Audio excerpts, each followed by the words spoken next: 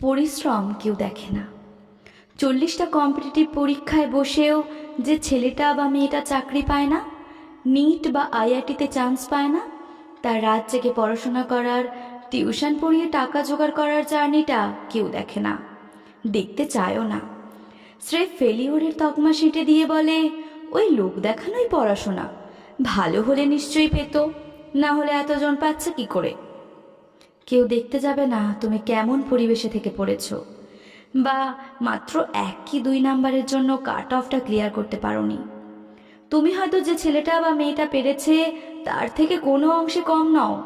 হয়তো পরীক্ষার দিন শরীর খারাপ ছিল, বা ছোটোখাটো কিছু ভুলের জন্য দৌড় থেকে বেরিয়ে গেছো। এগুলো শুধু তুমিই জানবে। এমন সময়ও হয়তো আসবে তোমার নিজের বাবা মাও তোমার যোগ্যতা নিয়ে প্রশ্ন তুলবে। আসলে কি বলো তো, সবাই শুধু সফলতার বিজ্ঞাপন দেখতে ভালোবাসে, তাই শহরের হোর্ডিং জুড়ে শুধু টপারদের ছবি।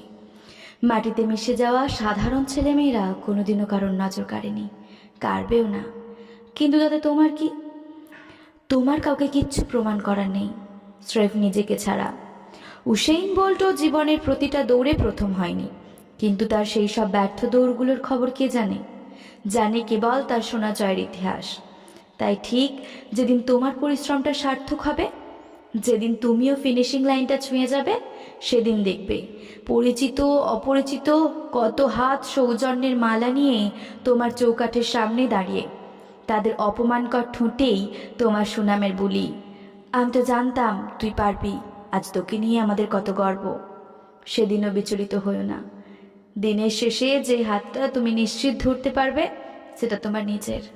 তাই সব অপমানের গ্লানি মুছে ফেলে নিজের পিঠ চাপড়ে বলো, পারবি, তুই ঠিক পারবি।